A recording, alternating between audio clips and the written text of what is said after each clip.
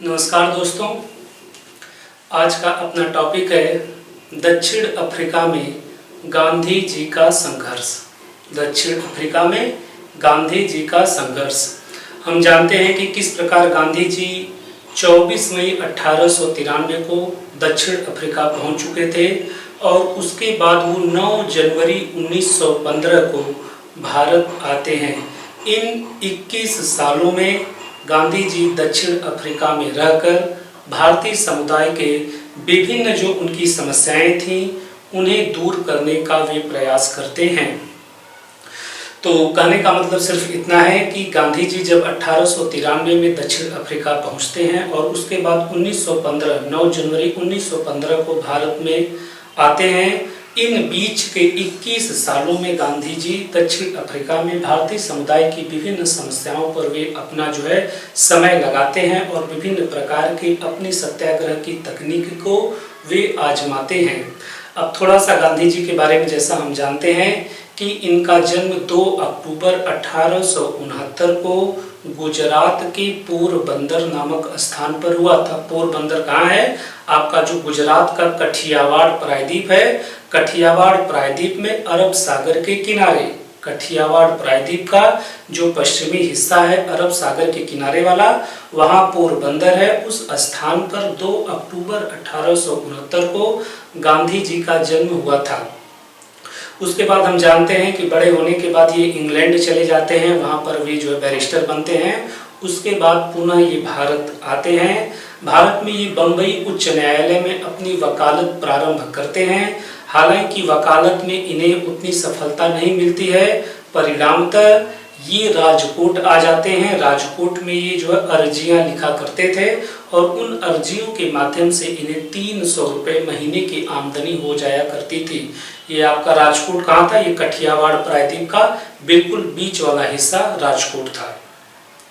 तो हम देखते हैं किस प्रकार महात्मा गांधी वो जो है वकील बनने के लिए वो इंग्लैंड जाते हैं, बनकर आते हैं। फिर बम्बई उच्च न्यायालय में कुछ समय तक वे कार्य भी करते हैं, परंतु वे असफल रहते हैं और उसके बाद ये राजकोट आकर वहाँ पर अर्जियां लिखते हैं और उसके बाद उन्हें जो उसकी वजह से उन्हें 300 रुपये महीने की आमदनी होती है। इसी बीच जो है ये जब अर्जियां वे लिखते हैं तो इसी बीच उन्हें जो है दक्षिण अफ्रीका के जो एक भारतीय व्यापारी आपके गुजरात के ही थे, दादा अब्दुल्ला, जो दक्षिण अफ्रीका में रहकर अपना व्यापार करते थे, वे जो है वे वहाँ पर किसी केस में वे फंसे हुए थे। तो ऐसी स्थिति में वे चाहते थे कि महात्मा गांधी उनके केस का जो है वे पैरवी करें। ऐसी स्थिति में वे गांधी जी को जो है आते हैं, उन्हें मनाते हैं और गांधी जी स्वीकार भी कर लेते हैं दक्षिण अफ्रीका जाने के लिए। तो इस सिलसिले में गांधी जी को दादा अब्दुल्ला 105 पाउंड का फीस भी देते हैं और उन्हें दक्षिण अफ्रीका में रहने का, खाने पीने का पूरा वे व्यवस्था की वे बात गांधी जी से करते हैं। और परिणामतः गांधी जी 24 मई 1893 को SS सफारी नामक पानी की जहाज से वे डरबन पहुंच जाते हैं। अब थोड़ा सा हम ये जान लें कि दक्षिण अफ्रीका में जो भी उस समय भारतीय वहाँ पर रहते थे उनके साथ उस समय ऐसी कौन कौन सी बातें होती थीं कि यही गांधी जी जो कि 1893 में वहाँ पर पहुँच चुके थे, उस मुकदमे में वे जीतने के पश्चात भी वे दक्षिण अफ्रीका में रहते हैं और पूरे 21 साल रहकर वे संपूर्ण उस दक्षिण अफ्रीका के क्षेत्र में जो भी भारतीयों की समस्याएं थी उसे वे निराकरण करने का प्रयास करते हैं। गांधी जी जब यहाँ से आपके गुजरात से जब दक्षिण अफ्रीका गए थे तो उनकी एज 25 साल थी और जब वो वापस आते हैं तो 45-46 साल के हो चुके होते हैं। अब थोड़ा सा हम ये जान लें कि दक्षिण अफ्रीका में भारतीयों की स्थिति ऐसी कौन सी उनकी स्थिति थी जिसकी वजह से गांधी जी पूरे 21 साल वहाँ पर रहकर भारतीयों की समस्या का निराकरण करते हैं। तो उस समय यदि हम देखें तो दक्षिण अफ्रीका में 2 लाख से अधिक भारतीय रहा करते थे। ये ऐसे भारतीय थे जिनमें से अधिकांश आपके दक्षिण भारत से, संयुक्त प्रांत से, बिहार से, बंगाल के ऐसे मजदूर थे जो कि दक्षिण अफ्रीका के खदानों में, बागानों में, खेतों में, रेलवे में काम करने के लिए जो है उन्हें लेकर जाया गया था कि एक निश्चित समय सीमा तक वहां रहकर इन मजदूरों को, जो कि आपके दक्षिण भारत के मुख्यतः तमिल थे और इसी तरीके से संयुक्त प्रांत, बिहार, बंगाल के मजदूर थे जो कि दक्षिण अफ्रीका के आपके बागानों में, रेलवे में, खेतों में एवं खदानों में उन्हें काम करने के लिए एक निश्चित समय के लिए लेकर जाया गया था। और इसी तरीके से कुछ ऐसे स्वतंत्र मजदूर भी थे जिनका दक्षिण अफ्रीका में टाइम पूरा हो चुका था, लेकिन उसके बावजूद भी वे दक्षिण अफ्रीका में रहकर वे वहीं पर रहना अपना स्वीकार कर लिए थे, वो वहीं पर अपना जीवन यापन करते थे। और इसी तरीके से कुछ जो है व्यापारी भी थे जो दक्षिण अफ्रीका में, भारतीय व्यापारी थे जो दक्षिण अफ्रीका में रहा करते थे। इनमें से ज़्यादा आपके मेमन मुसलमान थे, गुजरात क्षेत्र के मेमन मुसलमान जो कि दक्षिण अफ्रीका में व्यापाररत थे। तो यहाँ पर परिस्थितियों में अभी मैं आपको बस ये बताया कि ऐसे कौन से भारतीय थे जो कि दक्षिण अफ्रीका के क्षेत्र में जो है वहाँ पर रहते थे। अगर अब हम देखें कि दक्षिण अफ्रीका में इन भारतीयों के साथ ऐसी कौन सी बात की जाती थी जिसकी वजह से गांधी जी को कालांतर में सक्रिय जो है इस क्षेत्र में सक्रिय रूप से वे राजनीति में प्रवेश करते हैं और विभिन्न समस्याओं के निराकरण के लिए वे काम करना प्रारंभ करते हैं। तो हम देखते हैं कि दक्षिण अफ्रीका की यदि मैं राजनीतिक स्थिति की बात बताऊं तो वहाँ भी ब्रिटिश शासन था, जैसे बिल्कुल आपके भारत में था, बिल्कुल ऐसे ही दक्षिण अफ्रीका में भी ब्रिटिश शासन था, वहाँ ब्रिटिश कॉलोनी थे। तो वहाँ पर जो मैं 2 लाख भारतीयों को आपको बताया, इन भारतीयों को वहाँ पर बिना किसी फर्क के कूली कह के पुकारा जाता था। और ऐसे ही जो स्वतंत्र मजदूर वहाँ पर थे जिनका टाइम पूरा हो चुका था, उन पर 3 पाउंड का मतगणना कर लगाया जाता था।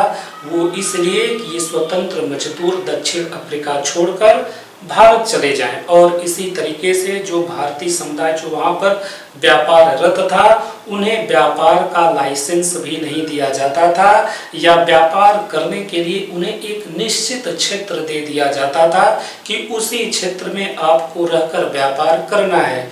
और इसी तरीके से भारतीयों को रात में निकलने की इजाज़त नहीं थी। इसके लिए अगर उन्हें रात को निकलना था तो इसके लिए उन्हें आज्ञा पत्र जो है लेना पड़ता था। और इसी तरीके से यूरोपियों के लिए सुरक्षित स्थानों पर भारतीय नहीं जा सकते थे और प्रथम क्लास और सेकेंड क्लास में के रेलवे डिब्बों में भी भारतीय यात्रा नहीं कर सकते थे। तो मैं कुछ ऐसी चीज़ें लिख दूं जिससे हमें ये पता चले कि भारतीयों के साथ उस क्षेत्र में कैसा व्यवहार किया जाता था। तो पहला मैं ये लिखूं कि दक्षिण अफ्रीका के, मान लीजिए कि आपका जो है इसे हम दक्षिण अफ्रीका मानते हैं। अब इस दक्षिण अफ्रीका के क्षेत्र में भारतीयों के साथ कैसा व्यवहार किया जाता था, तो मैं पहले ये लिख दूं कि कुल संख्या 2 लाख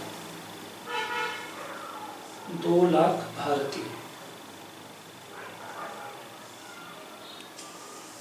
ये जो है 2 लाख भारतीय थे। अब इनके साथ जो है कैसा व्यवहार किया जाता था, तो बिना किसी फर्क के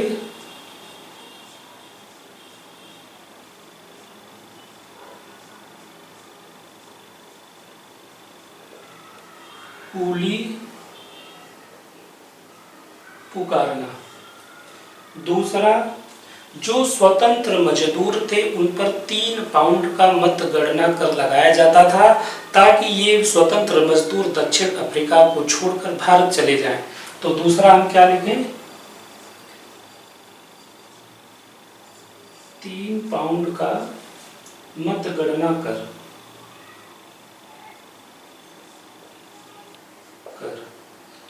तीसरा कि जो है भारतीयों को रात में निकलने की इजाजत नहीं थी, यदि निकलना था तो इसके लिए उन्हें सरकार से आज्ञा पत्र लेना पड़ता था। रात को निकलने की इजाजत नहीं।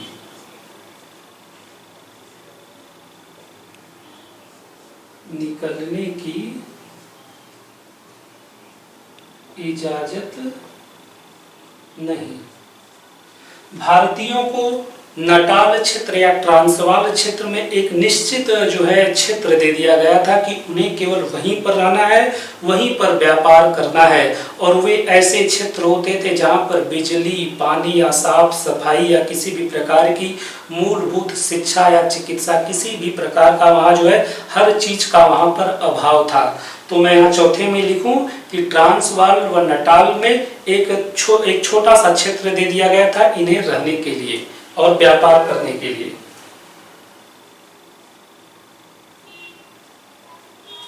ट्रांसवाल व नटाल में क्षेत्र निर्धारित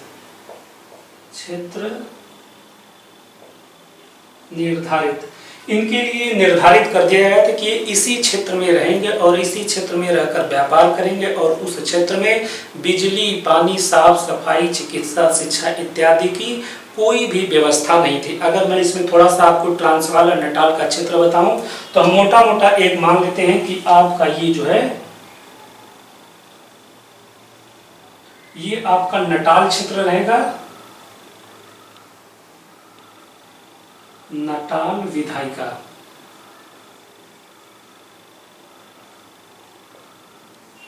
और इसी तरीके से हम एक मोटा मोटा ये मान लें कि ये आपका जो है ट्रांसवाल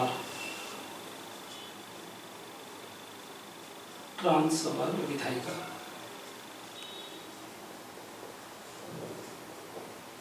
मैं ये बताने का प्रयास कर रहा हूं कि नटाल और ट्रांसवाल के क्षेत्र में इन्हें एक छोटा सा क्षेत्र दे दिया गया था कि भारतीयों को उसी क्षेत्र में रहकर उन्हें अपना व्यापार करना है और उस क्षेत्र में साफ सफाई, चिकित्सा, शिक्षा इत्यादि की कोई भी व्यवस्था नहीं थी। और इसी तरीके से पांचवें में भारतीयों को जो है किसी भी ऐसा स्थान जो यूरोपियों के लिए सुरक्षित था उन्हें जाने की बिल्कुल भी इजाजत नहीं थी। तो अगले में मैं क्या लिखूं कि यूरोपियों के लिए सुरक्षित स्थानों पर भारतीयों को जाने की इजाजत नहीं।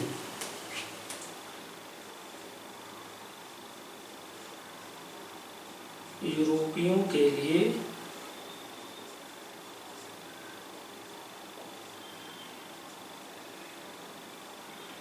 सुरक्षित स्थानों पर भारतीयों को जाने की इजाजत नहीं।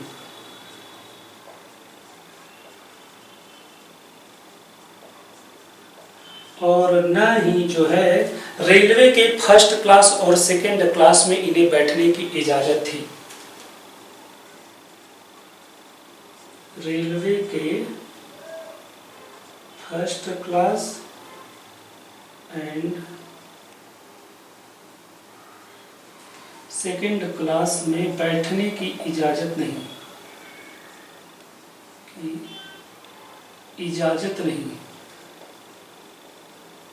इजाजत नहीं।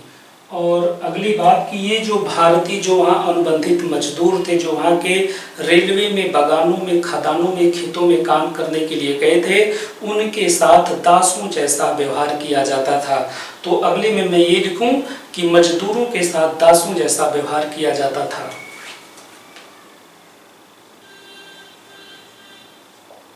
मजदूरों के साथ दासों जैसा व्यवहार। और हम खुद भी देखते हैं कि जब महात्मा गांधी 24 मई 1893 को SS सफारी नामक पानी की जहाज से डरबन पहुंचते हैं, उसके बाद महात्मा गांधी को भी इन कुछ परिस्थितियों से उन्हें गुजरना पड़ता है। हम देखते हैं किस प्रकार डरबन में एक जो है न्यायालय में गांधी जी को एक यूरोपीय न्यायाधीश, गांधी जी उस समय जो है पगड़ी बांधते थे, तो उनसे वो न्यायाधीश पगड़ी उतारने के लिए कहता है। गांधी जी पगड़ी नहीं उतारते हैं और विरोध स्वरूप कमरे से बाहर चले जाते हैं। और इसी तरीके से डरबन से प्रिटोरिया यात्रा करते समय गांधी जी को पिट्सबर्ग रेलवे स्टेशन पर उन्हें धक्का दे दिया जाता है, उन्हें उतार दिया जाता है। तो गांधी जी खुद जो है इन अनुभवों से गुजरे थे।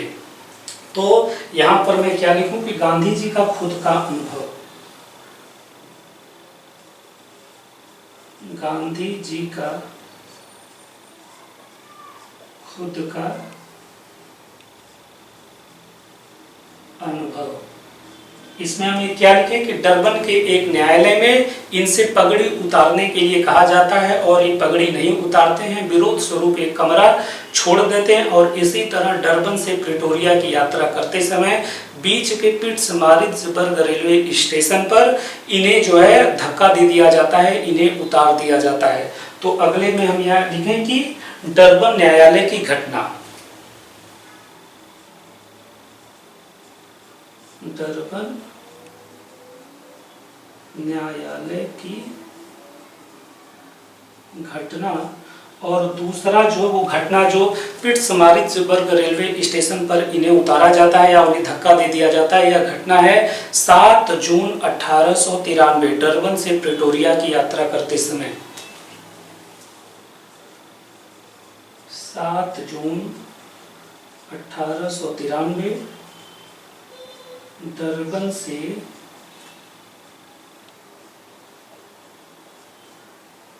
प्रिटोरिया यात्रा करते समय इन्हें जो है बाहर फेंक दिया जाता है। तो यहाँ पर अगर मैं थोड़ा सा एक चित्र बनाऊं, हम मान लीजिए ये आपका डरबन है,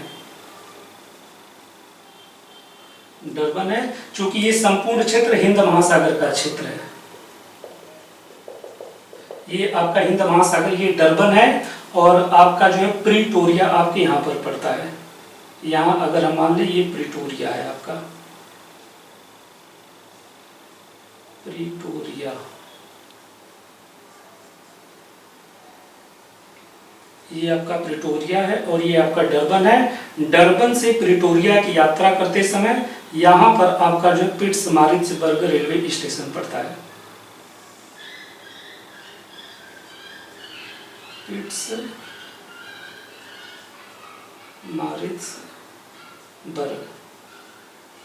यहाँ पर गांधी जी को 7 जून 1893 को डरबन से प्रिटोरिया यात्रा करते समय बीच के रेलवे स्टेशन पिट्समारिट्जबर्ग पर इन्हें जो है धक्का मार दिया जाता है। तो हम ये देखते हैं कि खुद गांधी जी का जो है उनका खुद का अनुभव बहुत ही कड़वा था और ऐसी स्थिति में स्वाभाविक बात है उपरोक्त जो भी परिस्थिति थी गांधी जी को इस क्षेत्र में संघर्ष करने के लिए बाध्य होना ही पड़ा था। अब इसमें अगली घटना ये घटती है कि दादा अब्दुल्ला जो कि जिनके मुकदमे के लिए गांधी जी डरबन आए थे और अंततः डरबन में गांधी जी इस मुकदमे को जीत जाते हैं और गांधी जी को पुनः जो है फिर भारत आना होता है। गांधी जी को जिस दिन भारत आना होता है उनके सम्मान समारोह के लिए या उनके विदाई समारोह के लिए उस क्षेत्र के बहुत से व्यापारी इकट्ठा उनका होते हैं और उन्हें प्रीति भोज देते हैं। लेकिन जिस दिन यह प्रीति भोज दिया जाता है और लोग इकट्ठा होते हैं उसी समय गांधी जी को यह पता चलता है कि नटाल क्षेत्र में, नटाल विधायिका क्षेत्र जो है इस क्षेत्र में रहने वाले भारतीयों को मताधिकार से वंचित किया जा रहा है। वो ऐसे बिल पर विचार कर रही है ताकि नटाल क्षेत्र में रहने वाले भारतीयों को मताधिकार से वंचित किया जा सके।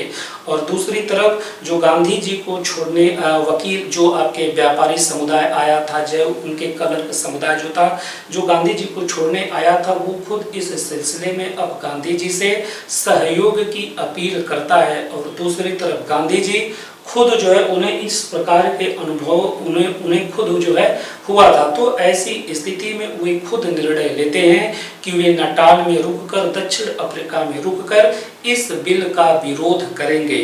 तो अगर अब हम नटाल विधायिका के कृत्य के रूप में अगर हम देखें तो अब हम ये लिखें कि पहला जो है कि भारतीयों को मताधिकार से वंचित करने का काम।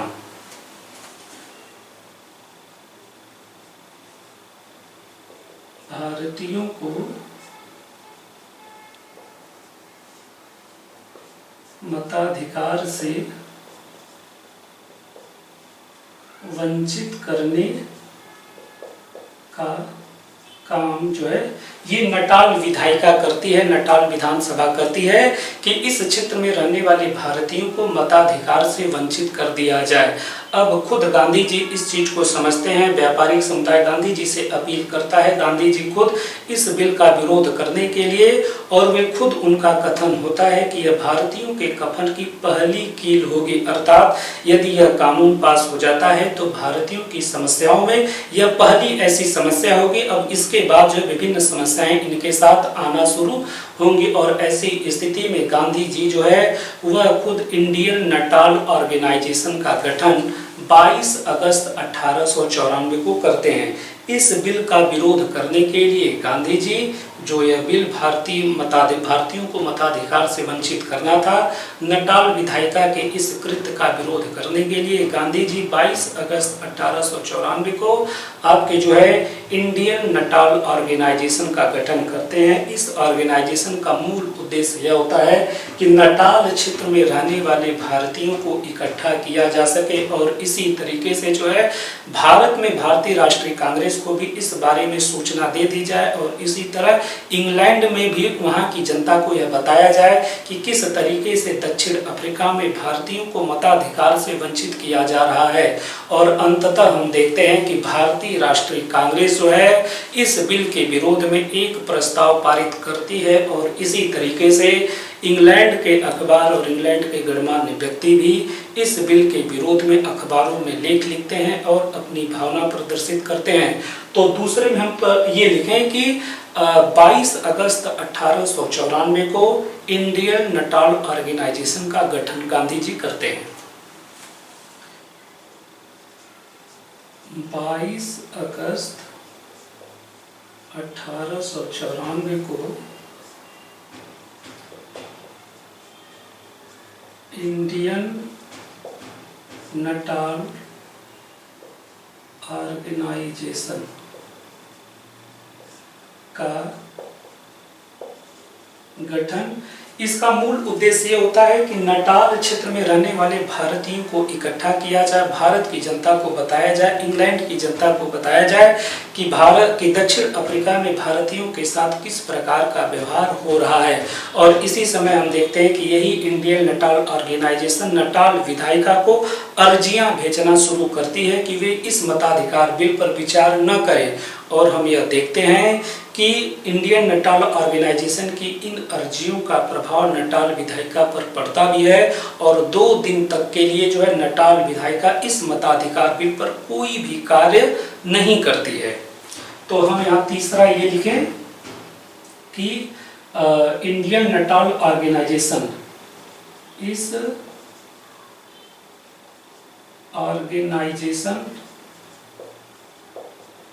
ने विधायिका को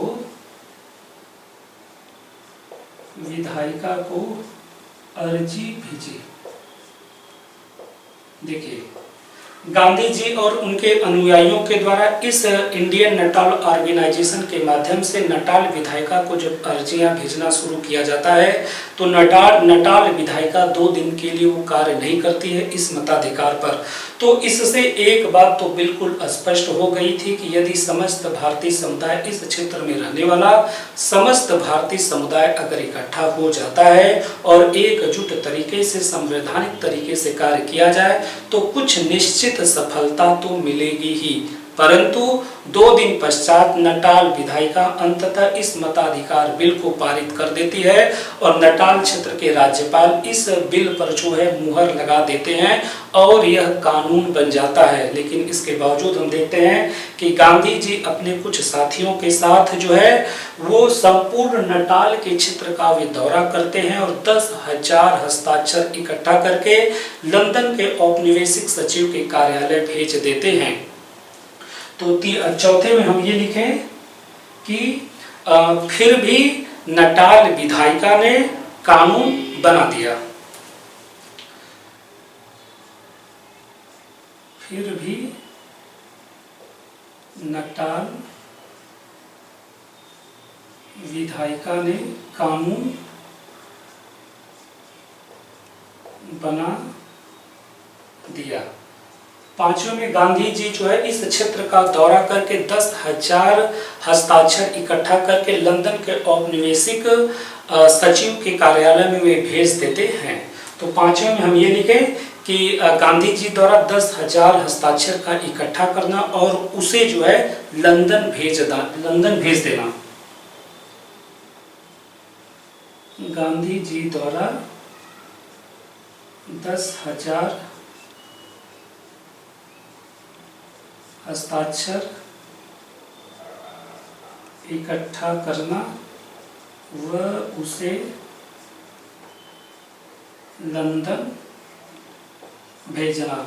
अंततः लंदन औपनिवेशिक सचिव के कार्यालय से यह जवाब आता है, चूंकि यह मताधिकार ब्रिटिश साम्राज्य में विभिन्न बाशिंदों के बीच मतभेद उत्पन्न करता है और इस प्रकार इस कानून को रद्द किया जाता है। कहने का मतलब यह है कि 10,000 अर्जियों का प्रभाव ब्रिटिश शासन पर पड़ा था और उसने जो है इस प्रकार यह निर्णय लिया कि जो दक्षिण अफ्रीकी सरकार इस प्रकार का जो बिल पास की है वह अस्वीकार्य है, क्योंकि यह ब्रिटिश साम्राज्य के विभिन्न बाशिंदों के बीच मतभेद करता है। तो हम ये देख रहे हैं किस प्रकार से जो है जब इंडियन नटाल ऑर्गेनाइजेशन अर्जियां भेजी नटाल विधायिका को, तब पर भी 2 दिन के लिए कार्य रुक गया था और इस प्रकार 10,000 लोगों को का केवल हस्ताक्षर इकट्ठा करके भेज दिया गया था, तो उससे भी कुछ प्रभाव पड़ा था। लेकिन अंतिम में जो है नटाल विधायिका यह नियम बना देती है, चूंकि भारतीयों को अपने देश में ऐसा मताधिकार नहीं मिला है और जब तक उन्हें मताधिकार भारत में नहीं मिल जाता, नटाल के क्षेत्र में भी उन्हें मताधिकार से वंचित किया जाता है। और इस तर्क को अंततः ब्रिटिश शासन स्वीकार कर लेती है। कहने का मतलब सिर्फ इतना है कि प्रारंभ में ब्रिटिश शासन पर 10,000 हस्ताक्षर का प्रभाव पड़ा था, परंतु नटाल विधायिका एक चाल चल के यह फैसला लेती है कि भारतीयों को अपने देश में इस प्रकार का मताधिकार नहीं मिला है और जब तक उन्हें अपने देश में इस प्रकार का मताधिकार नहीं मिलता, उन्हें जो है दक्षिण अफ्रीका में भी नहीं मिलेगा और अंततः यह कानून बन जाता है। तो कहने का मतलब सिर्फ इतना है कि भले से गांधी जी इस कानून को निरस्त नहीं करवा पाए, लेकिन वह नटाल के क्षेत्र में रहने वाले विभिन्न समुदायों को इकट्ठा तो जरूर कर लिए थे। तो अंतिम में यहाँ छठा में मैं क्या लिखूं कि उसे लंदन भेजना। फिर उसके बाद अंतिम में निष्कर्ष ये रहेगा कि फिर भी कानून बन जाता है, फिर भी कानून बन जाता है, क्योंकि भारतीयों को उनके अपने देश में ऐसा अधिकार नहीं है, अपने देश में ऐसा अधिकार नहीं है। तो इस प्रकार हम देखते हैं कि किस प्रकार जो है नटाल के क्षेत्र में नटाल विधायिका जिस प्रकार के मताधिकार बिल को वो लाती है, अंततः उसे पास करवा लेती है। फिर भी गांधी जी नटाल क्षेत्र में रहने वाले भारतीयों को इस संबंध में वे जागरूक भी कर लेते हैं। अब इसमें अब इसके बाद गांधी जी जो है हम देखते हैं कि 1903 में वह जो है इंडियन ओपिनियन नामक साप्ताहिक पत्रिका का प्रकाशन शुरू कर देते हैं। गांधी जी 1903 में इंडियन ओपिनियन नामक साप्ताहिक पत्रिका का प्रकाशन शुरू कर देते हैं, जिसमें वे अपने इस प्रकार के संघर्षों का भी उल्लेख करते हैं और भारतीयों की दक्षिण अफ्रीका में क्या स्थिति है और आगे वे क्या करने वाले हैं, सब कुछ का उल्लेख वे इंडियन ओपिनियन में वे करते हैं। तो यहाँ से छोटा सा मैं पुस्तक ही बना दूं कि इंडियन ओपिनियन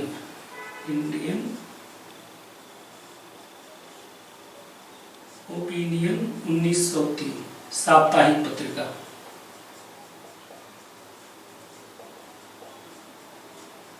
इसमें गांधी जी जो है दक्षिण अफ्रीका में उनके कैसे संघर्ष हैं, दक्षिण अफ्रीका में भारतीयों की क्या समस्याएं हैं, इन सब का विवरण गांधी जी देते हैं। और इसी संदर्भ में अगला देखते हैं कि 1904 में 1904 में गांधी जी डरबन में फिनिक्स आश्रम की स्थापना करते हैं।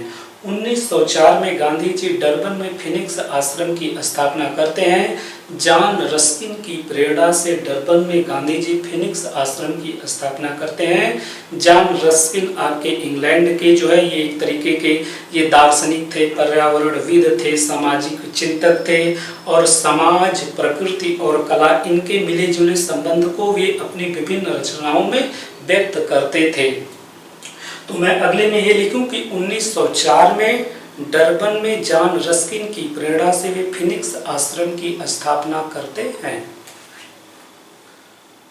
1904 डरबन में फिनिक्स आश्रम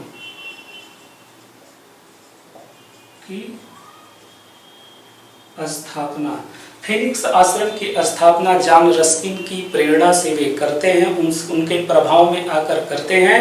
और जॉन रस्किन आपके इंग्लैंड के थे, ये सामाजिक चिंतक थे, पर्यावरण के बारे में अच्छा खासी ये जो है समझ रखते थे और समाज, प्रकृति और कला का मिला जुला रूप ये अपनी रचनाओं में अभिव्यक्त करते थे। अगर जॉन रस्किन की मैं 2-3 किताबों का नाम बताऊं तो उसमें जैसे आपका जो है अनटू द लास्ट और एक आपका है the 7 lamp of the architecture और इसी तरीके से उनकी जो सबसे पहली रचना थी मॉडर्न पेंटर। तो तीसरा में क्या लिखूं कि जॉन रस्किन की कुछ किताबें क्या हैं।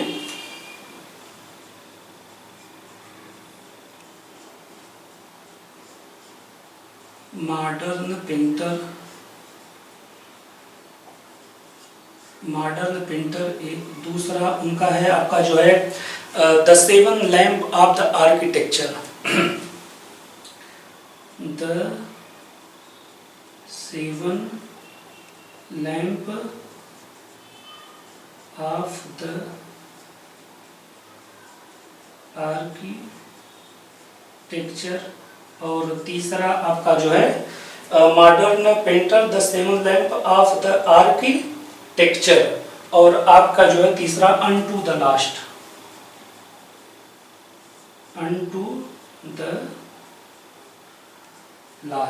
इस प्रकार हम देखते हैं कि गांधी जी 1904 में जो है वे जॉन रस्किन की प्रेरणा से फिनिक्स आश्रम की स्थापना डरबन के नजदीक करते हैं। जॉन रस्किन आपके इंग्लैंड के आपके जो सामाजिक चिंतक, पर्यावरण के संबंध में ज्ञान रखने वाले और कला इत्यादि के बारे में अपनी रचनाएं रचते थे। और इसी समय मैं आपको एक और चीज बताऊं कि गांधी जी ठीक है कि भारतीयों के अधिकारों को वो जो है प्रमुखता से यहाँ पर रख रहे हैं, भारतीयों की जो भी समस्याएं थी उसे दूर करने का ही प्रयास कर रहे थे, लेकिन इसी के साथ साथ उनका यह भी प्रयत्न था कि दक्षिण अफ्रीका में भारतीयों को कुछ कर्तव्य का पाठ भी पढ़ाया जाए ताकि भारतीयों का जो भी उनकी इमेज है ब्रिटिश शासन और दक्षिण अफ्रीका की जो शेष जनता है उनके अंदर भारतीयों के प्रति एक सकारात्मक विचार आए। और इसी के साथ साथ चूंकि गांधी जी का वैसे भी जो है ब्रिटिश साम्राज्य में उन दिनों उनकी गहरी आस्था थी। इस संबंध में हम देखते हैं कि 1899 में जब बोअर युद्ध होता है, 1899 में जब बोअर युद्ध होता है, उस युद्ध में गांधी जी जो है 1000 भारतीयों को इकट्ठा करके इंडियन एम्बुलेंस कॉर्प्स बनाते हैं जो कि घायल ब्रिटिश सैनिकों का इलाज, उनकी सेवा करती है। 1899 में बोअर युद्ध, ये बोअर युद्ध कहाँ हुआ था?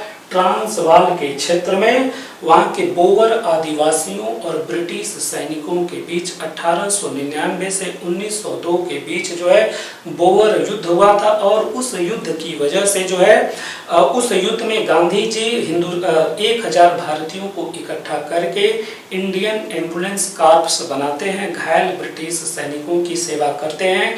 इस संबंध में गांधी जी को बोअर मेडल भी मिलता है। तो मैं यहाँ छोटा सा जो है एक ब्रैकेट बनाकर 1899 बोअर युद्ध, 1899 बोअर वार, इस वार में हमें ये जान लेना है कि यह जो है आपके ट्रांसवाल क्षेत्र में ब्रिटिश सैनिक और बोअर आदिवासी आपस में भिड़ते हैं और इन ब्रिटिश सैनिकों की सहायता के लिए, उनकी चिकित्सा की सहायता के लिए Gandhi ji Indian ambulance corps का गठन करते हैं और जो कि इन घायल ब्रिटिश सैनिकों की सेवा करते हैं और इस संदर्भ में गांधी जी को बोअर मेडल भी मिलता है। और इसी तरीके से 1906 में जुलू वार, 1906 जुलू वार ये आपके जो है नटाल क्षेत्र में होता है।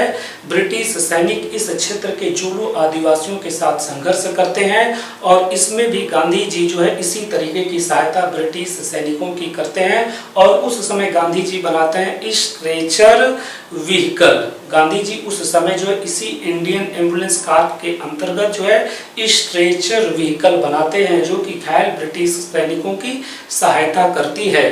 तो दूसरे में हम क्या लिखें, 1906 जुलू वार।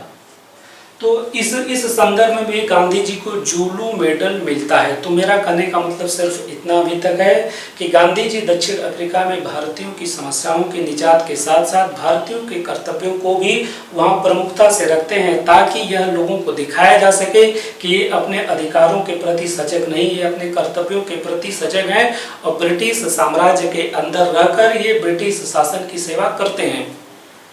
तो इस प्रकार अभी तक हम इस स्थिति में आ चुके हैं कि किस प्रकार अंतिम में गांधी जी 1904 में जॉन रस्किन की प्रेरणा से जो है आपके डरबन में फिनिक्स आश्रम की स्थापना करते हैं और इस प्रकार विभिन्न युद्धों में घायल ब्रिटिश सैनिकों की वे सेवा भी करते हैं।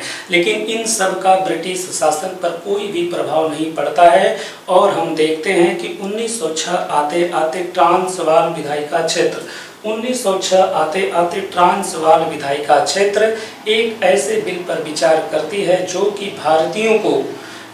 भारतीयों को एक ऐसे पंजीकरण फॉर्म उन्हें भरने के लिए जो है कहा जाने वाला था जिसमें उन्हें जो है 10 अंगुलियों के जो ये 10 अंगुलियां थी उस पर उन्हें उस पंजीकरण फॉर्म पर उसका निशान होना था और उस पंजीकरण फॉर्म को उन्हें हमेशा अपने पास रखना होता था।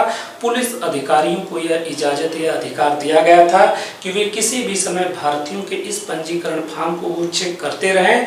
यदि वे अपना पंजीकरण फॉर्म नहीं बनवाए हैं तो उन्हें या तो जेल में डाल दिया जाएगा या उन्हें देश से बाहर जो है उनके अपने देश में भेज दिया जाएगा।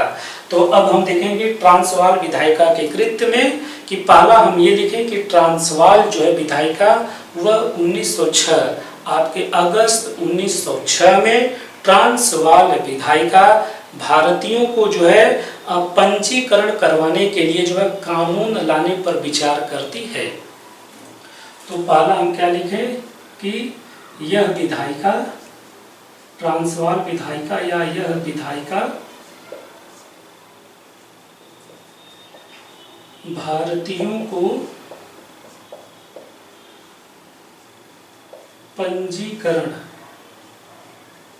करवाने के बिल पर विचार करती है, बिल पर विचार करती है। और इसमें यह होता है कि पुलिस अधिकारियों को यह इजाजत थी कि यदि कोई भारतीय इस प्रकार का वो पंजीकरण यदि नहीं करवाया है तो उसे जो गिरफ्तार कर लिया जा सकता है, उसे जेल में डाल सकते हैं और उसे जो है आपके जो उसके देश में उसे भेजा जा सकता है। तो स्वाभाविक बात था कि यह एक ऐसा बिल था जो कि अगस्त 1906 में इस पर विचार हो रहा था। अगस्त 1906 में इस पर विचार हो रहा था। दक्षिण अफ्रीका के जो अन्य निवासी थे उन पर इस प्रकार का कोई भी जो है कानून नहीं लगने वाला था। यह केवल भारतीयों असर कुछ ये जो है संपूर्ण एशिया मूल के लोगों के लिए यह कानून लाया गया था, इसीलिए इसे एशियाटिक अध्यादेश और बाद में इसे काला कानून भी कहा गया। तो यहाँ पर मैं लिखूँ इसका जो है इसे हम एशियाटिक अध्यादेश के रूप में भी जानते हैं, एशियाटिक अध्यादेश या काला कानून। कि इसमें जो है एशिया मूल के लोगों से यह कहा जाने वाला था कि आपको अपना पंजीकरण फॉर्म हमेशा अपने पास रखना होगा, जिस पर आपके 10 अंगुलियों की निशान होगी। पुलिस को अधिकार दिया गया था कि वो किसी भी समय भारतीय समेत किसी भी एशिया मूल के लोगों को जो चेक कर सकती है। अगर वे पंजीकरण फॉर्म नहीं रखते हैं तो उन्हें जेल में डाला जा सकता है या उन्हें उनके देश जो है भेज दिया जाएगा। तो स्वाभाविक बात है, यह कानून भारतीयों के लिए एक अपमान की बात थी। गांधी जी इस संदर्भ में भी जो है वे फिर पुनः जो है अब ट्रांसवाल के क्षेत्र में लोगों को इकट्ठा करने की कोशिश करते हैं। और हम देखते हैं कि 11 सितंबर 1906 को गांधी जी जोहान्सबर्ग के अंपायर थिएटर में एक सभा का आयोजन करते हैं, जिसमें गांधी जी सहित सभी अनुयायी, जो भी उनके अनुयायी थे, यह शपथ लेते हैं कि वे इस कानून का विरोध बहुत ही शांतिपूर्वक तरीके से करेंगे। जोहान्सबर्ग, अगर ये प्रिटोरिया है तो यहाँ हम जो है जोहान्सबर्ग लिख सकते हैं, जोहान्सबर्ग। तो अब यहाँ जो है तीसरा हम क्या लिखें कि 11 सितंबर 1906 जोहान्सबर्ग में के अंपायर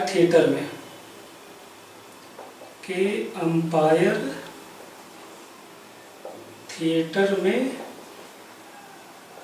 सभा होती है और सभी सदस्यगण यह शपथ लेते हैं कि वे इस कानून का विरोध बहुत ही सभ्य तरीके से करेंगे। कहने का मतलब है कि वे इस कानून को मानेंगे नहीं और इस पर ब्रिटिश शासन कोई भी उन पर अत्याचार करे उसे वे बहुत ही सहृदयता पूर्वक उसे स्वीकार करेंगे। और इस संबंध में गांधी जी जो है वह अपने अनुयायियों के साथ लंदन की भी यात्रा करते हैं, ताकि जो है कि लंदन के औपनिवेशिक सचिव के कार्यालय द्वारा इस कानून को रुकवाया जा सके, परंतु उन्हें असफलता ही मिलती है।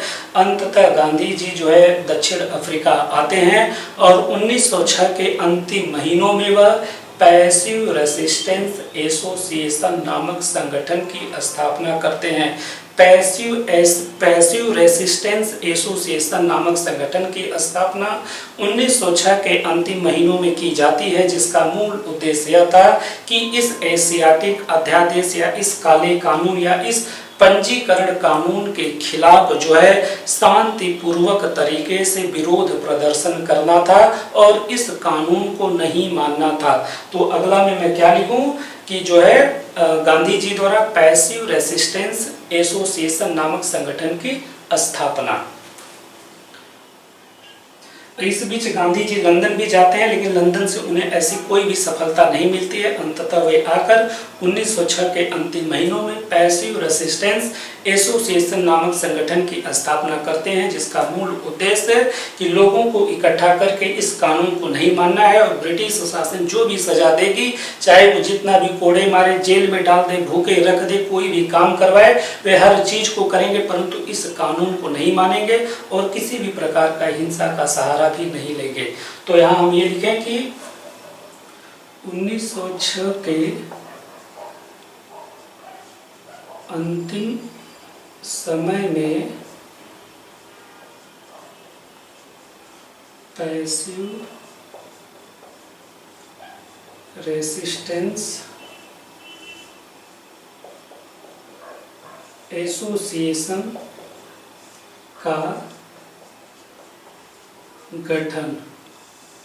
इसका मूल उद्देश्य ये होता है कि इस ऑर्गेनाइजेशन के माध्यम से, इस पैसिव रेसिस्टेंस एसोसिएशन के माध्यम से भारतीयों को ट्रांसवाल के क्षेत्र में इकट्ठा किया जाए और इस कानून का विरोध किया जाए। और अंततः हम देखते हैं कि गांधी जी इस ऑर्गेनाइजेशन के माध्यम से ट्रांसवाल के क्षेत्र में रहने वाले भारतीयों को जो है इकट्ठा प्रारंभ करना शुरू कर देते हैं। और बाद में फिर जो है ब्रिटिश शासन ये घोषणा करती है कि यह ट्रांसवाल विधायिका यह घोषणा करती है कि यह कानून अप्रैल 1907 से लागू हो जाएगा। कि यह कानून अप्रैल 1907 से लागू हो जाएगा। अर्थात यदि उस समय तक किसी ने अगर पंजीकरण नहीं करवाया है तो तुरंत उसे जेल में डाल दिया जाएगा अथवा उसे उसके देश भेज दिया जाएगा। लेकिन इस पैसिव रेसिस्टेंस ऑर्गेनाइजेशन एसोसिएशन के माध्यम से गांधी जी इस कानून को बिल्कुल नहीं मानने वाले थे। जो भी भारतीय थे उन्हें इस बात के लिए मनाया जा रहा था कि वे बिल्कुल भी पंजीकरण न करवाएं और अंततः हम देखते हैं कि 30 नवंबर 1907 तक मात्र 519 भारतीय ही पंजीकरण करवाते हैं। कहने का मतलब सिर्फ इतना है कि इस पैसिव रेसिस्टेंस एसोसिएशन के माध्यम से भारतीयों को इस बात के लिए मना लिया गया था कि वे कोई भी पंजीकरण न करवाएं।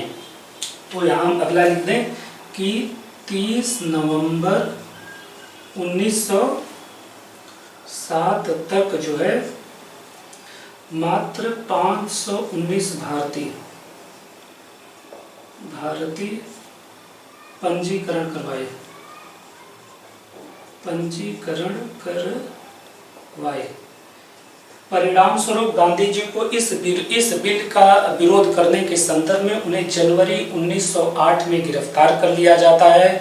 उन्हें जेल में काफ़ी जो है सजा वगैरह दी जाती है। उनके अनुयायी छोटे छोटे ग्रुप बनाकर वे जो है इस कानून का विरोध करते हैं और उसे ये नहीं मानते हैं। तो इसमें हम ये लिखें कि जनवरी 1908 में गांधी जी गिरफ्तार। 1908 में गांधी जी गिरफ्तार। देखिए, गांधी जी जनवरी 1908 में गिरफ्तार हो जाते हैं। उधर उनके जो भी सत्याग्रही, जो भी उनके अनुयायी थे, छोटे छोटे ग्रुप बनाकर वे जो है गिरफ्तारी अपना देते रहते हैं। तो ऐसी स्थिति में इस ट्रांसवाल क्षेत्र की स्थिति काफ़ी नाजुक हो जाती है और गांधी जी से इस क्षेत्र के जो अधिकारीगण थे वे समझौता करना चाहते हैं। और ऐसी स्थिति में गांधी जी के मित्र थे अल्बर्ट कार्टराइट। गांधी जी के मित्र थे अल्बर्ट कार्टराइट। वह जो है गांधी जी की मुलाकात ट्रांसवाल क्षेत्र के आपके जनरल थे, जनरल स्मट्स, उनसे वो मुलाकात करवाते हैं। और जनरल स्मट्स गांधी जी को यह वचन देते हैं कि यदि भारतीय जो है स्वैच्छिक रूप से अपना पंजीकरण करवा लेते हैं तो बाद में इस कानून में हम बहुत ही ढील दे देंगे। गांधी जी जनरल स्मट्स के उन शब्दों का वे ख्याल रखते हैं और उन्हें वे मानते हैं। और अंततः गांधी जी एक भारतीयों की एक सभा बुलाते हैं और इस विचार को रखते हैं कि हम जनरल स्मट्स के जो भी उन्होंने कहा है उनकी बातों को मान लेते हैं। हालांकि बहुत से भारतीय ऐसे थे जो गांधी जी को मना करते हैं कि जनरल स्मट्स के बातों पर हम ना जाएं और जो हम कानून को नहीं मान रहे हैं वो बिल्कुल सही कर रहे हैं। फिर भी गांधी जी जनरल स्मट्स की बातों पर जाते हैं और खुद अपना पंजीकरण करवाते हैं और शेष भारतीयों से भी पंजीकरण करने के लिए कहते हैं। तो साथ में हम ये लिखें कि गांधी जी व जनरल स्मट्स के बीच अंतरिम समझौता के बीच अंतरिम समझौता। लेकिन इसमें हम ये देखें कि जैसे ही गांधी जी अपना पंजीकरण करवा लेते हैं, शेष भारतीयों का भी वे पंजीकरण करवा लेते हैं, जनरल स्मट्स अपनी बातों से बिल्कुल पीछे हट जाता है। अर्थात अब ये पंजीकरण करवा भी चुके हैं और दूसरी तरफ पंजीकरण कानून में किसी भी प्रकार की ढील देने की अब कोई भी बात ही नहीं की जा रही है। ऐसी स्थिति में गांधी जी पुनः सत्याग्रह प्रारंभ कर देते हैं। पैसिव रेसिस्टेंस एसोसिएशन के माध्यम से पुनः यह कहना शुरू करते हैं कि अब जिन जिन लोगों ने अपना पंजीकरण करवाया है अब वे पंजीकरण कार्यालय के सामने अपने पंजीकरण को जलाएंगे। तो स्वाभाविक बात है कि पुनः गांधी जी अपना पंजीकरण जो है जलाते हैं और इसी तरह जिन जिन लोगों ने अपना पंजीकरण करवाया था वे सभी जो है अब पंजीकरण कार्यालय के सामने वे अपना पंजीकरण जलाना शुरू करते हैं। एक बार स्थिति पुनः गंभीर हो जाती है, पुनः गांधी जी को गिरफ्तार किया जाता है और सत्याग्रहियों को मारा पीटा जाता है। लेकिन वे जो है अपने उद्देश्य के प्रति बिल्कुल निर्भीक थे और वे छोटे छोटे समूह में पुनः अपनी गिरफ्तारी देना शुरू करते हैं। तो अगले में हम ये लिखें कि स्मट्स अपने वादों से पीछे हटता है और पुनः सत्याग्रह चालू। स्मट्स अपने वादों से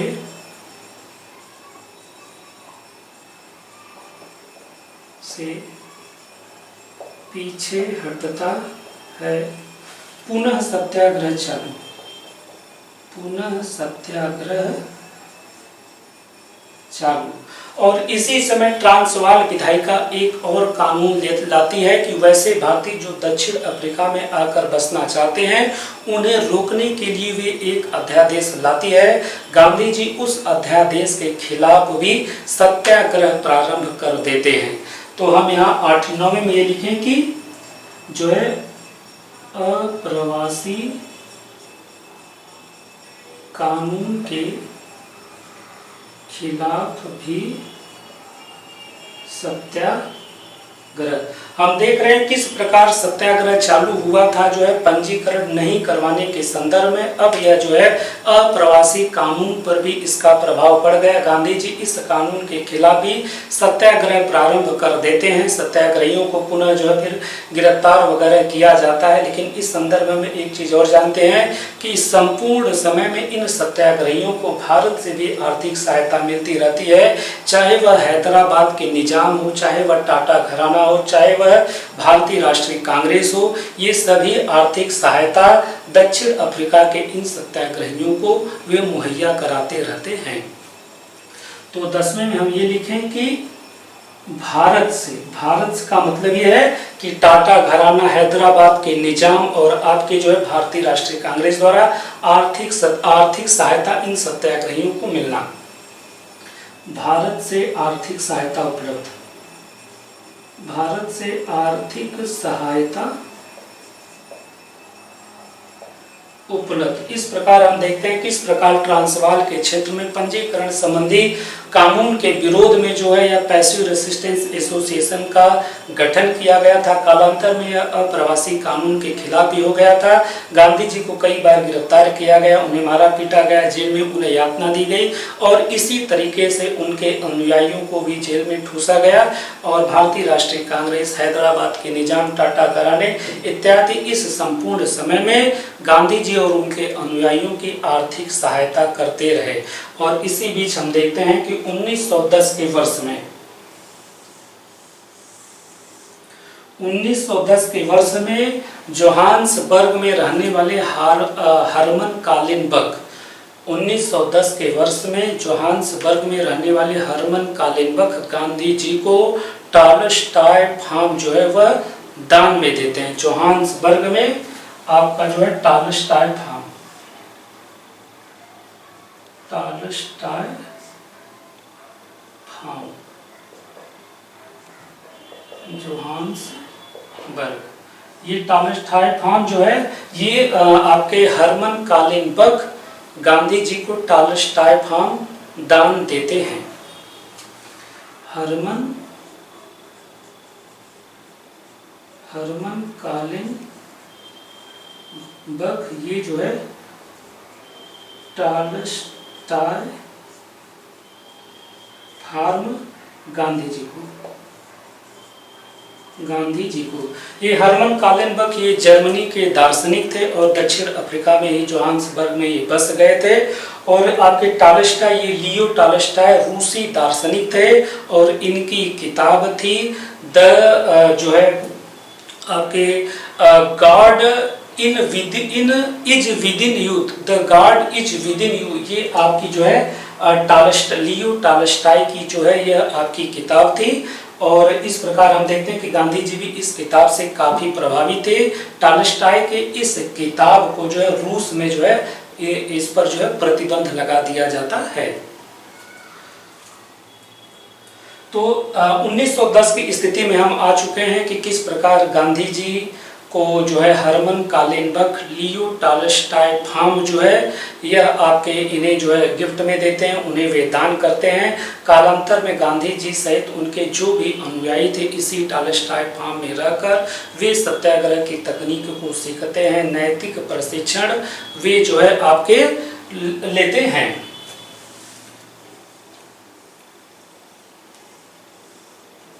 देखिए अब अगला काम होता है 1913 के वर्ष में दक्षिण अफ्रीकी सुप्रीम कोर्ट एक आदेश निकालती है। 1913 के वर्ष में दक्षिण अफ्रीकी सुप्रीम कोर्ट एक आदेश निकालती है कि कोई भी भारतीयों का वह कोई भी विवाह जो ईसाई रीति रिवाज या ईसाई पद्धति से नहीं हुआ है और यदि उनका किसी विवाह कार्यालय में पंजीकरण नहीं हुआ है तो ऐसे सभी विवाहों को अवैध माना जाएगा।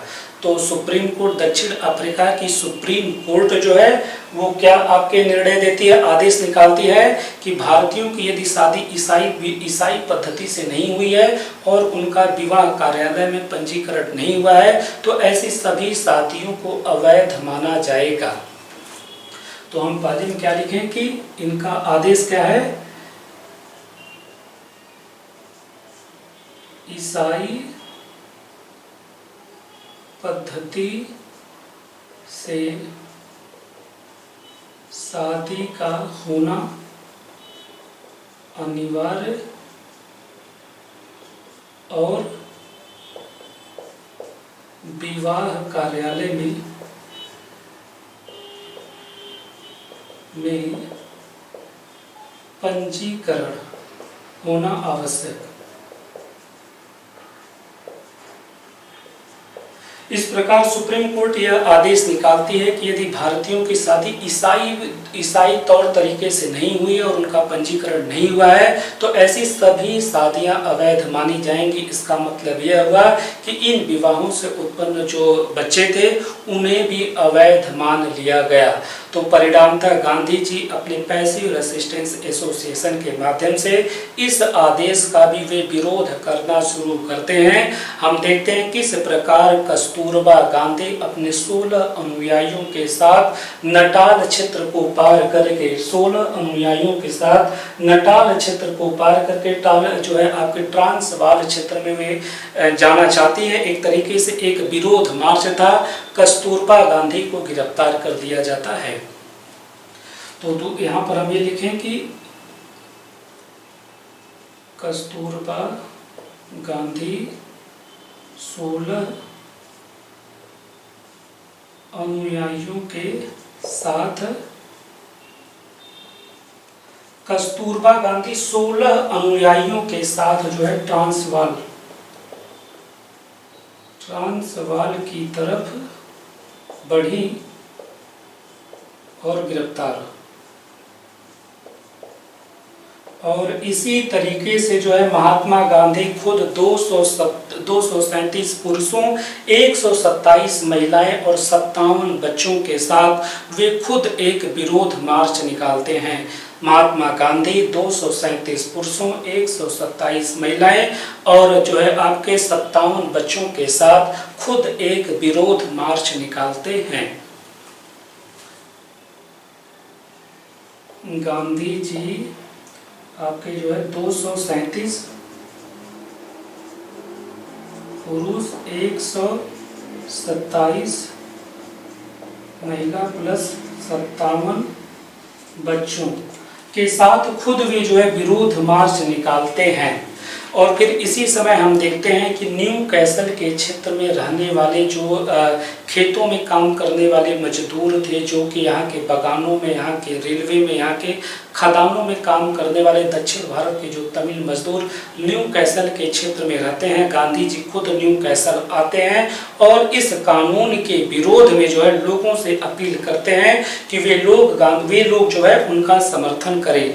न्यू कैसल में गांधी जी आते हैं। अगर न्यू कैसल की मैं बात करूं तो ये डरबन हो गया, किड्स में न्यू कैसल आपका यहाँ रहेगा, न्यू कैसल।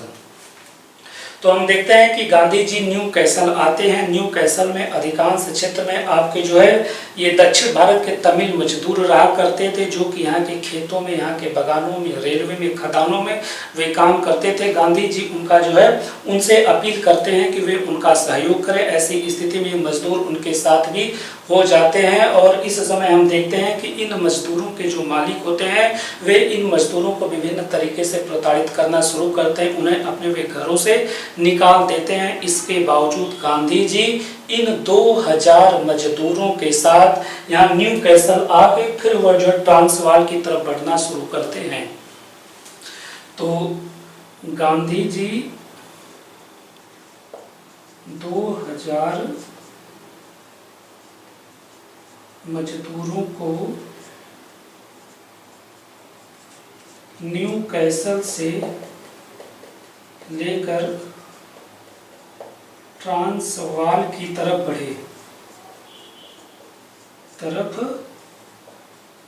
बढ़े। तो ऐसी स्थिति में जब ये न्यू कैसल आते हैं, गांधी जी यहाँ के तमिल मजदूरों को इकट्ठा करते हैं, उन्हें ट्रांसवाल की तरफ विरोध मार्च के लिए लेकर जाते हैं।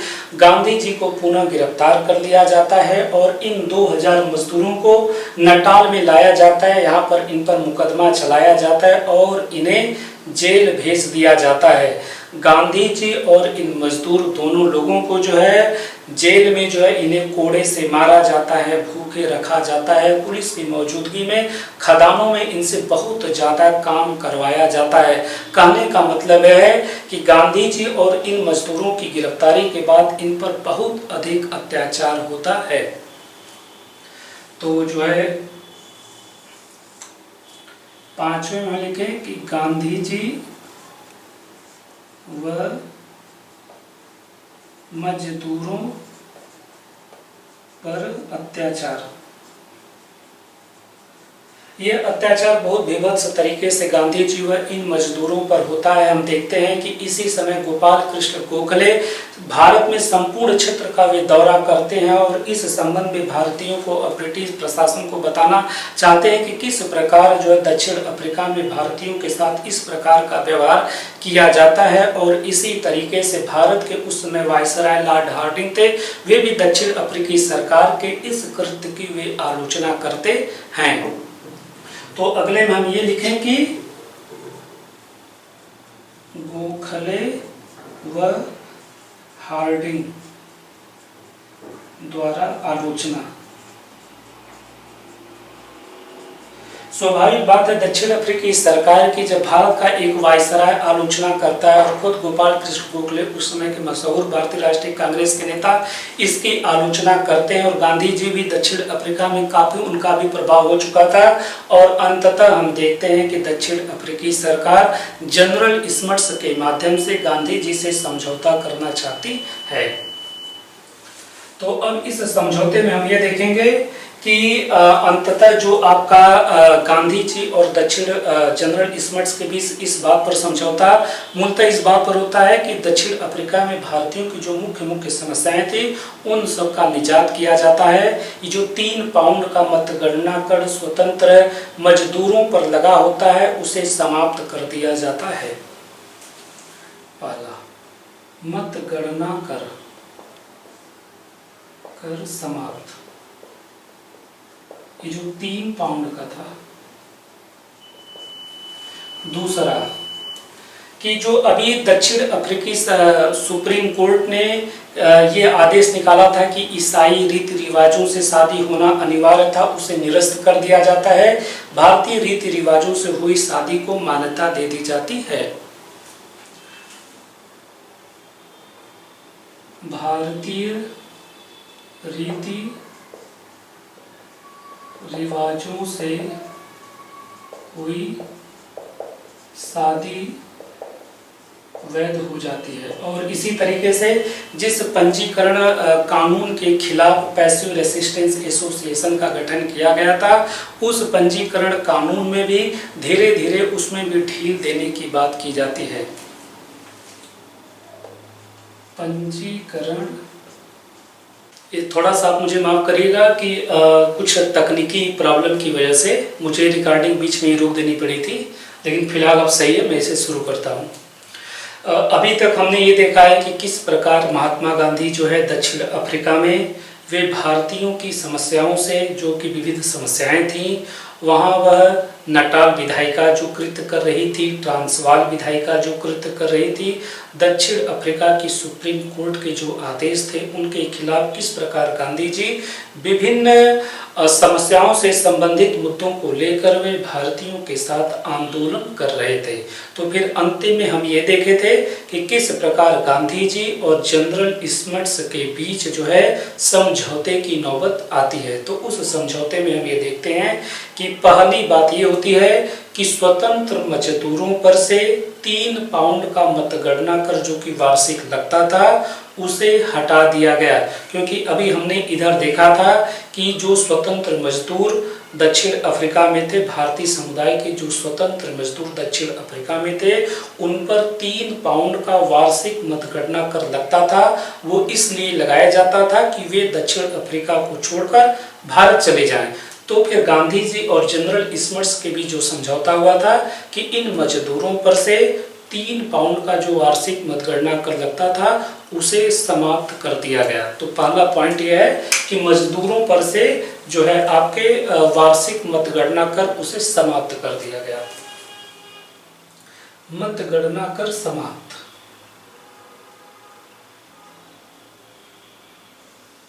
मतगणना कर समाप्त किया गया, समाप्त किया गया, जो कि हम जानते हैं कि यह 3 पाउंड का रहता है।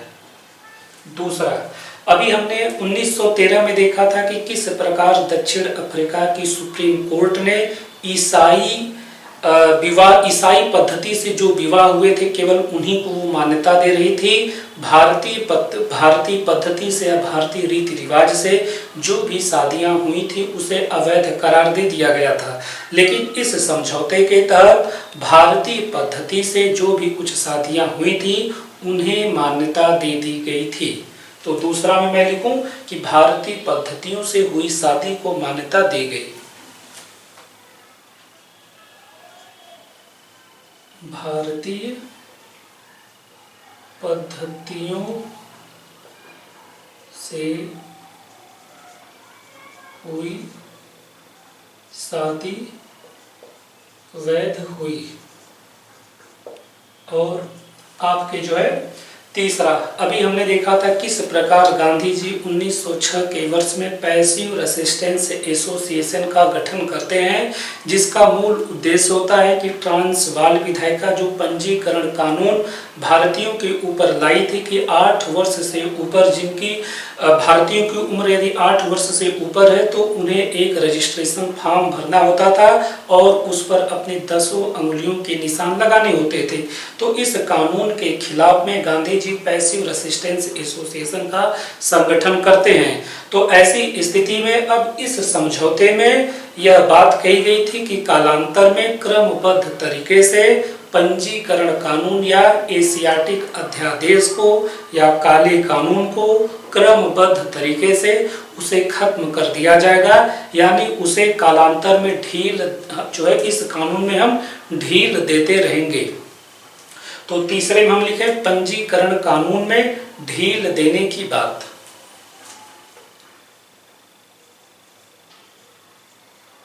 पंजीकरण कानून में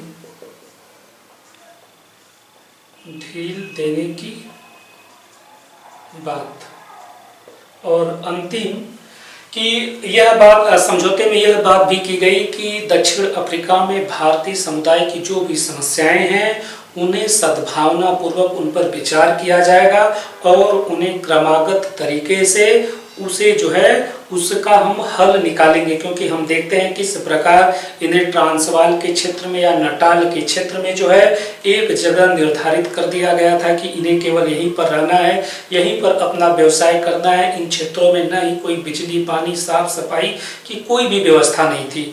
तो इस समझौते में यह बात की गई कि भारतीय समुदाय की जो मुख्य और जो और भी समस्याएं हैं उस पर सद्भावना पूर्वक विचार किया जाएगा। तो चौथे में मैं ये लिखूं कि अन्य समस्याओं पर सद्भावना पूर्वक विचार किए जाने का जो है वो जो है ऐसा इरादा प्रस्तुत किया गया। अन्य समस्याओं पर सद्भावना पूर्वक जो है हल निकालने का इरादा।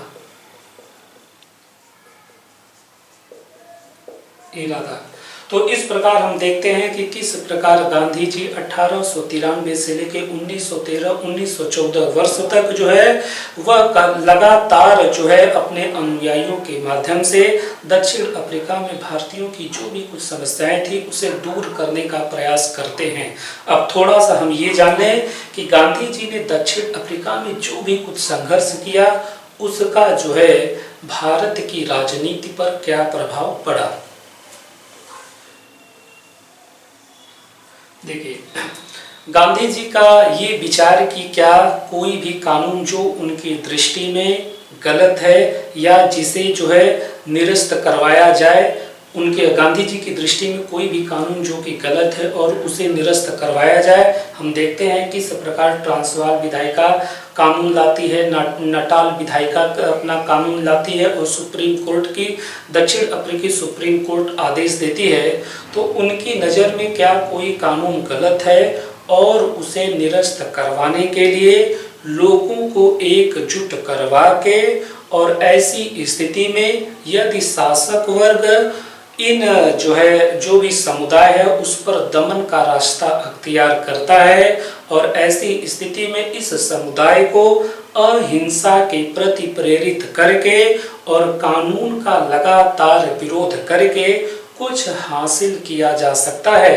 गांधी जी का यह विचार कि अगर कोई कानून गलत है उसे हमें दूर करना है तो ऐसी स्थिति में लोगों को इकट्ठा किया जाए और ऐसी स्थिति में जब शासक वर्ग इन समुदायों पर कोई अत्याचार करे तो भी हम उस स्थिति में उनके अत्याचार को सहें और तब पर भी हम उस कानून का विरोध करें तो क्या हम इससे कुछ हासिल कर सकते हैं। हम देखते हैं किस प्रकार गांधी जी 19 जो है आपके नटाल विधायिका के कृत्य को दूर करवाने के लिए जो है लोगों को एकजुट करते हैं। ट्रांसवाल विधायिका जो कृत्य करती है उसे दूर करवाने के लिए लोगों को एकजुट करते हैं और अंत में हम देखते हैं कि पैसिव रेसिस्टेंस एसोसिएशन के माध्यम से लगातार 6-7 वर्ष तक वो जो है अपने सत्याग्रहियों के साथ वो जो है उन्हें जेल में डाला जाता है, उन्हें मारा पीटा जाता है, उनसे जो है काम करवाया जाता है। उसके बावजूद वे जो है कानून का विरोध करते हैं और परिणामता या प्रतिफलन आपके समझौता जनरल स्मट्स करता है।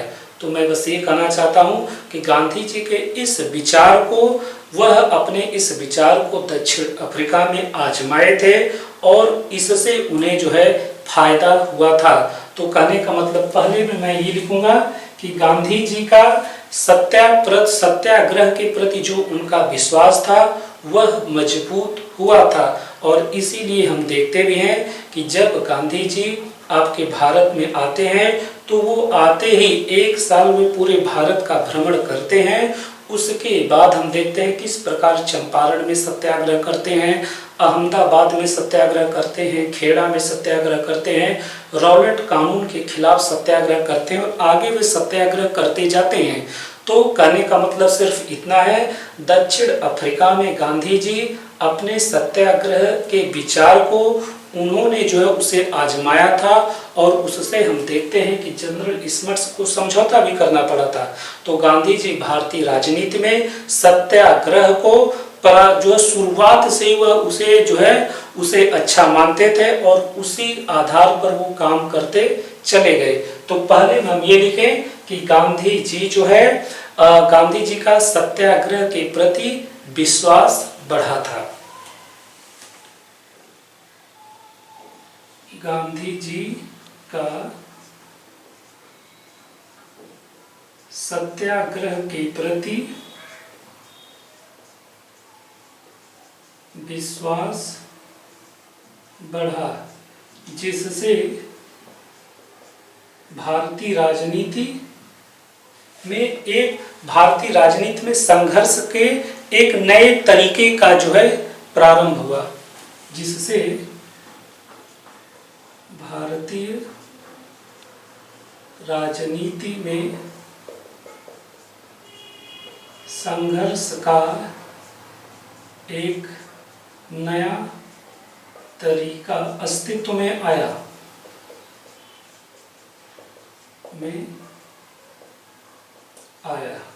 दूसरा हम देखते हैं कि यदि हम दक्षिण अफ्रीका में भारतीय समुदाय की सामाजिक संरचना की बात करें तो हम देखते हैं कि भारत के जो है मेमन मुसलमान दक्षिण अफ्रीका में रहते थे। दक्षिण भारत के अधिकांश तमिल लोग जो है दक्षिण अफ्रीका में रहते थे और इसी तरह संयुक्त प्रांत बिहार बंगाल के मजदूर जो कि आपके बंधुआ मजदूरी के तहत दक्षिण अफ्रीका के खेतों में काम करने के लिए, वहाँ के बागानों में खदानों में काम करने के लिए लेकर वहाँ वे गए थे। गांधी जी जो है वे विभिन्न कानूनों का भी जो है उसका विरोध करने के लिए, चाहे वह मुसलमान मेमन रहे हों, चाहे आपके तमिल लोग रहे हों, चाहे आपके संयुक्त प्रांत बंगाल या बिहार के मजदूर रहे हों, वे सबका नेतृत्व किए थे। तो बस मैं ये बताने का प्रयास कर रहा हूँ कि जब गांधी जी भारत में आते हैं तो ऐसी स्थिति में चाहे वह उत्तर भारत रहा हो, चाहे वह दक्षिण भारत रहा हो, चाहे वह पश्चिम भारत रहा हो, हर जगह गांधी जी को समान आदर प्राप्त था, क्योंकि वे इन सब का नेतृत्व जो है दक्षिण अफ्रीका में कर चुके थे। तो दूसरे में हम ये लिखें कि गांधी जी को संपूर्ण भारत में समान आदर प्राप्त हुआ था। गांधी जी को संपूर्ण भारत में समान आदर प्राप्त हुआ। और तीसरी बात कि किसी भी आंदोलन की सफलता के लिए यह आवश्यक होता है कि उस आंदोलन में जो समाज का सर्वहारा वर्ग है, चाहे वह मजदूर हो, चाहे वह किसान हो, महिलाएं हो, इन लोगों की सहभागिता उस आंदोलन में कितना हो। हम देखते हैं कि किस प्रकार गांधी जी आपके जब दक्षिण अफ्रीका की सुप्रीम कोर्ट वह निर्णय देती है तो वह गांधी जी जो है वह न्यू कैसल आते हैं और 2000 मजदूरों को इकट्ठा कर लेते हैं। फिर अलग से वे जो है एक झुंड का, एक भीड़ का भी नेतृत्व करते हैं, जिसमें जो है 150 से ज़्यादा महिलाएं होती हैं, बच्चे होते हैं। और इस प्रकार जो है गांधी जी समाज के विभिन्न तबकों को एक साथ लेकर किसी भी आंदोलन में वे सक्रिय भूमिका निभाते थे। तो हम देखते हैं कि किस प्रकार जो है गांधी जी जब भारत में आते हैं तो उनका पहला काम ही होता है कि इस अच्छे भारत में चाहे वह मजदूर हो, किसान हो, महिलाएं हो, उन सब को वह जो है आपके किसी भी आंदोलन में जोड़ने का भी प्रयास करते थे। तो गांधी जी, तीसरे में हम ये लिखें कि गांधी जी समाज के सभी वर्गों को किसी आंदोलन से जोड़ने के लिए प्रयासरत रहते थे। गांधी जी समाज के सभी वर्गों को जोड़ने में विश्वास रखते थे, क्योंकि हम देखते हैं कि किस प्रकार जो है 1913-14 के वर्ष में वे न्यू कैसल के 2000 मजदूरों को जो है वह ट्रांसवाल लेकर जाते हैं। महिलाओं के झुंड को वो जो है का वह नेतृत्व करते हैं। कस्तूरबा गांधी जो खुद महिलाओं का एक झुंड लेकर वह जो है आंदोलनरत रहती हैं। तो इससे हम देखते हैं कि किस प्रकार जो है जनरल स्मर्ट्स को समझौता करना पड़ता है। तो भारत में जब गांधी जी आते हैं तो उनका मूल ध्येय ही रहता है कि किसानों से संबंधित समस्याएं, हम देखते हैं कि किस प्रकार जो है चंपारण सत्याग्रह रहा हो, चाहे खेड़ा सत्याग्रह रहा हो, या मजदूरों से संबंधित समस्या चाहे वह अहमदाबाद मिल सत्याग्रह रहा हो, तो सबको वह किसी भी आंदोलन में जोड़ने के लिए इन वर्गों को वह जो है जोड़ने का प्रयास करते हैं। तो तीसरे में यह रहेगा कि गांधी जी समाज के सभी वर्गों को जोड़ने के लिए वे प्रयासरत रहते हैं। फिलहाल जो है गांधी जी के संघर्ष का जो दक्षिण अफ्रीका में संघर्ष करते हैं उसके महत्व पर हम ये 3-4 पॉइंट पर जो है विचार करेंगे। फिलहाल आज का टॉपिक ये इतना ही है। धन्यवाद।